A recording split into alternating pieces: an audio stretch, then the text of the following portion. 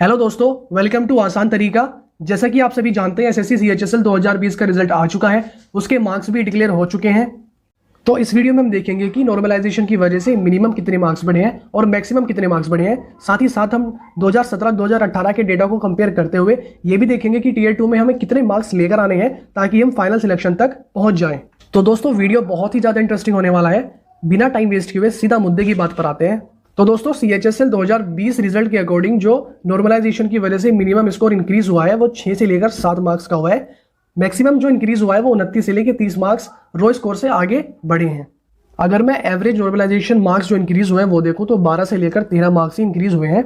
इस बार जो नॉर्मलाइजेशन था वो काफ़ी हद तक अच्छा रहा, क्योंकि जो level of exam harder shift का था और ईजियर शिफ्ट का था उसमें बहुत ज़्यादा डिफरेंस देखने को नहीं मिला।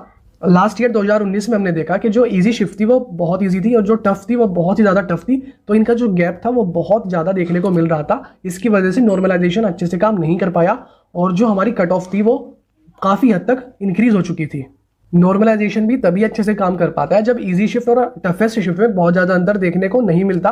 अगर बहुत ज़्यादा अंतर देखने को मिलता है तो वहाँ पर भी नॉर्मलाइजेशन एक अच्छा रिजल्ट नहीं दे पाता। तो चलिए देखते हैं कि आपके क्या चांसेस है फाइनल सिलेक्शन तक के, अगर आपका स्कोर बिल्कुल बॉर्डर पर यानी कट ऑफ पर ही है तो दोस्तों, यहां पर आपके सामने सीएचएसएल 2017 का कट ऑफ एनालिसिस है।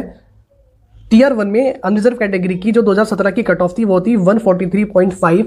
उसके बाद टीयर 2 यानी रिटर्न एग्जाम होने के बाद वो कट ऑफ 199 चली गई, जो कि इससे 55.5 मार्क्स आगे थी।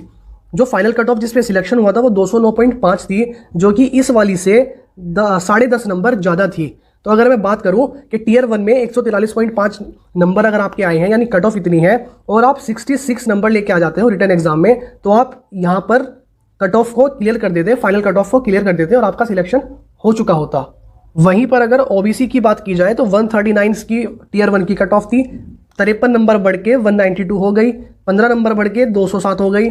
और यानी अगर 139 अगर आप बिल्कुल बॉटम पे भी होते और 68 आप रिटर्न एग्जाम में लेके आ जाते तो 207 आपके वैसे नंबर आ जाते और आप पेपर क्लियर कर जाते।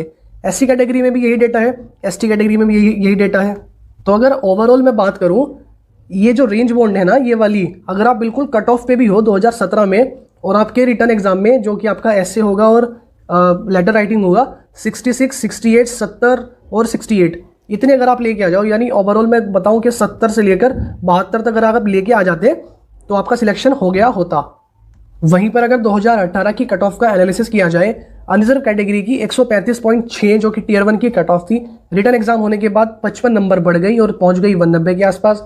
फिर यहां से ये 22 नंबर बढ़ी और 212.41 पे जाके फाइनल सिलेक्शन हुआ। अगर मैं बात करूं, अगर आपके टीयर 1 में 135.6 इसके आसपास भी मार्क्स होते, इससे ऊपर ही होते और आप 77 मार्क्स अपने इसमें रिटर्न एग्जाम में लेके आ जाते तो आप कट ऑफ क्लियर कर जाते, आपका सिलेक्शन हो गया होता अगर आप 2018 के एस्पिरेंट होते तो।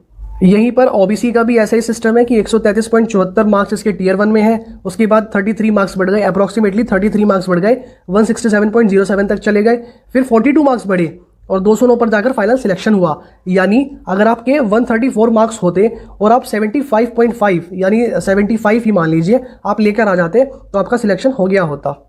ईडब्ल्यूएस कैटेगरी का डेटा भी देख लेते हैं, क्योंकि 2017 में ईडब्ल्यूएस कैटेगरी नहीं थी। 127.25 इसकी टीयर 1 की कट ऑफ, 34 नंबर यहाँ बढ़े, 44 नंबर यहाँ बढ़े। यानी अगर 128 नंबर भी किसी बच्चे के होते और वो 78 लेके आ जाता अपने रिटर्न एग्जाम में तो वो यहाँ पर क्लियर कट एक जॉब ले लेता। लेकिन ये सिर्फ मिनिमम की बात कर रहा हूँ मैं, मिनिमम आपके इतने होने ही चाहिए। मैक्सिमम अगर किसी बच्चे के हैं ईडब्ल्यूएस कैटेगरी में 140 या 150 भी अगर किसी के हैं तो वो उसके लिए जो मार्जिन है ना, ये वाला फिर थोड़ा सा कम हो जाता है। तो 2018 वाला जो डेटा हमें कहता है वो कहता है कि टीयर 1 से हमें 77 यानी 80 लगभग 77 टू 80 मार्क्स हमें एक्स्ट्रा लाने पड़ेंगे, तब जाके हमारा फाइनल सिलेक्शन होगा।